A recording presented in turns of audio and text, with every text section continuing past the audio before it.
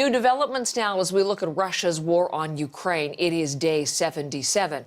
Natural gas from Russia that moves through Ukraine to Europe is a focus again this morning. For the first time, Ukraine is shutting off a key gas pipeline. Somewhere between a third and a quarter of Russia's natural gas shipments to Western Europe move through Ukraine. The pipeline at issue crosses territory controlled now by Russian-backed separatists. Ukraine's state gas company claims Russian forces are siphoning off some of that flow. It's telling Russia's state gas company, Gazprom, to use another pipeline that crosses Ukrainian-held territory. Gazprom calls that technically impossible, but the company also insists it will keep up gas shipments to Europe. Some European Union countries rely heavily on Russian energy supplies. They remain split over bringing in any kind of ban.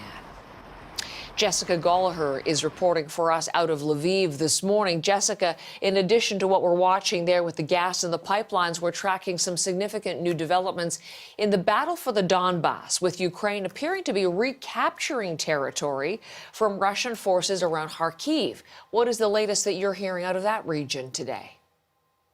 Kharkiv has been one of the hardest hit areas in eastern Ukraine, and slowly but surely, Ukraine has been taking areas outside to the north and east of Kharkiv back from the Russians. Kharkiv was essentially the capital of Ukraine during Soviet times, the first capital. It's the second largest city here, and Russia has really been hitting that area hard over the last couple of weeks. But Ukraine has managed to take, as I mentioned earlier, small villages north and east of Kharkiv. It's slow going, as many of the advances in the east have been for Russia against Ukraine.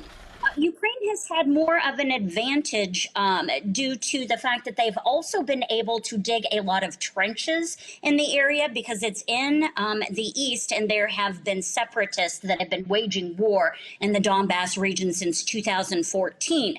So this is another issue that has been difficult for Russia to face because they expected also to take Kyiv very quickly with a lot more forces than Ukraine has had, but they've really been facing slow but steady pressure from Ukraine, which was a surprise to Western military analysts and also to Ukraine. Now, Russia does have the advantage of weaponry. It is a lot more difficult for Ukraine to get weapons to the east, clearly due to the situation getting supplies from the west in places like Poland. And so that has been slow going for Ukraine, but they have made tiny advances in the region in Kharkiv for about the last 48 hours. Heather?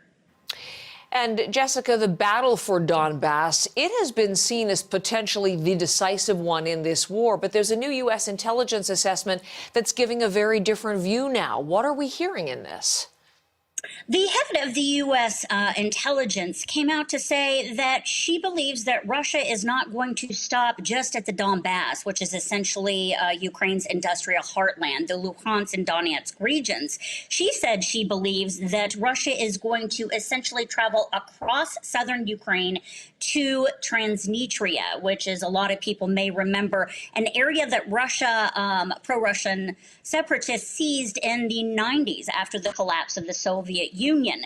It is part of Moldova, according to Moldova, but Russian separatists have essentially taken over this area. And so what this would create would be a water supply and essentially a land bridge from eastern Ukraine all the way to Transnistria, and also create a water supply for Crimea. And this has been one of the things that Ukraine has consistently said, is that Moscow is not going to stop at Ukraine, that it is going to advance to other places. And this is why countries like Finland and also Sweden are considering joining NATO. So if this does happen, Russia is essentially, this is why Mariupol was so important for Russia to take over, or hopes to take over, is because it would create a land bridge from Crimea to eastern Ukraine. And if we have eastern Ukraine in the Donbass, which Russia is trying to take, with also the route in the south along the coast to Transnistria, which is a breakaway region of Moldova. And Ukraine supports this theory and has been saying this all along since the war began on February 24th, Heather. Jessica, thank you very much. Jessica Gallagher is in Lviv for us this morning.